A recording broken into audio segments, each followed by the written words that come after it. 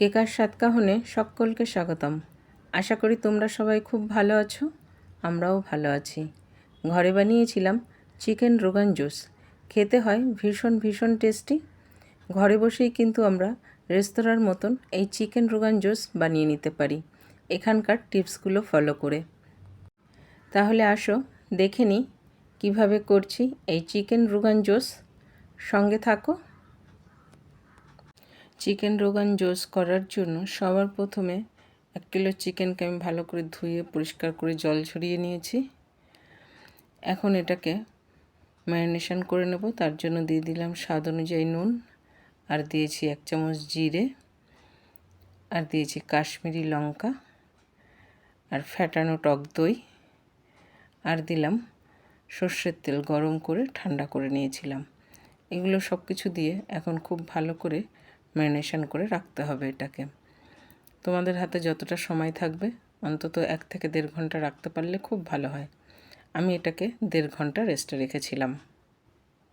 এখন একটা মশলা তৈরি করে নিচ্ছি। নিয়ে নিয়েছি 4-5টা কাঁচা লঙ্কা, বড় সাইজের একটা পেঁয়াজ, আর নিলাম কিছুটা আদা কুচি, আর বেশটা রসুন। আর গরম মশলায় নিয়েছি দারচিনি, লবঙ্গ, এলাচ, আর একটা বড় এলাচ। এই সব কিছুর একটা ভালো পেস্ট তৈরি করে নেব। পেস্টের মধ্যে দিয়ে দিলাম মৌরি পাউডার, আর দিয়ে দিলাম ধনে পাউডার, আর কাশ্মীরি লঙ্কার পাউডার, আর সর্ষের তেল গরম করে রেখেছিলাম সেখান থেকেই কিছুটা সর্ষের তেল। সব কিছু এখন খুব ভালো করে মিশিয়ে নিতে হবে। মশলা মিশিয়ে রেখে এদিকে আমি কড়াইতে দিয়ে দিয়েছি 1 টুকরো বাটার দিয়ে যে মশলাটা করেছিলাম সেই মশলাটা এর মধ্যে দিয়ে দেব। এখন বাটারের সঙ্গে মশলাটাকে খুব ভালো করে কষিয়ে নিতে হবে, যাতে মশলাটার একটু হালকা কাঁচা গন্ধ চলে যায়, তত পর্যন্ত কষালেই হবে। মশলা কষানো হয়ে গেলে যে চিকেনটা ম্যারিনেশন করে রেখেছিলাম চিকেনটা এর মধ্যে দিয়ে দেব, আর দিয়ে দিচ্ছি ধনেপাতার ডাঁটি।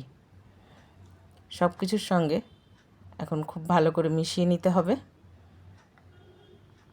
মশলার সঙ্গে চিকেনকে খুব ভালো করে কষিয়ে নিতে হবে। আর প্রয়োজনে আমি এখানে আর একটু সর্ষের তেল ব্যবহার করেছি, যে সর্ষের তেলটা আমি গরম করে রেখেছিলাম। এখন খুব ভালো করে এটাকে কষিয়ে নেব।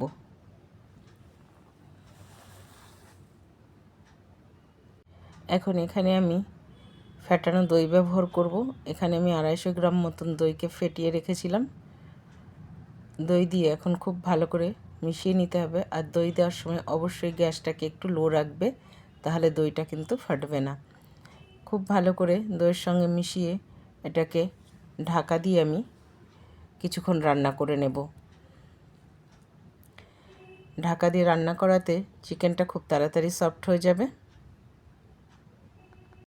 একদম রেস্তোরাঁর মতনই চিকেন রোগান জোস খেতে চাইলে এই রেসিপি ফলো করতে পারো। ভীষণ টেস্টি হয়। ঘরে বসেই চিকেন রোগান জোসের মজা নিতে পারো।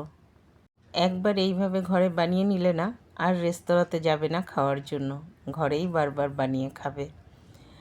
নামানোর আগে 1 টুকরো বাটার আর স্বাদকে ব্যালেন্স করার জন্য সামান্য চিনি, ব্যাস মিশিয়ে নিলেই কিন্তু চিকেন রোগান জোস একদম ডান সার্ভ করার জন্য। এর কালার দেখেই তোমার অর্ধেক মন প্রাণ জুড়িয়ে যাবে, আর খেলে সত্যিই পুরোটাই জুড়িয়ে যাবে, এতটাই ভালো লাগে এটা খেতে। একবার অবশ্যই ট্রাই করো। গ্যাস আমি বন্ধ করে দিলাম।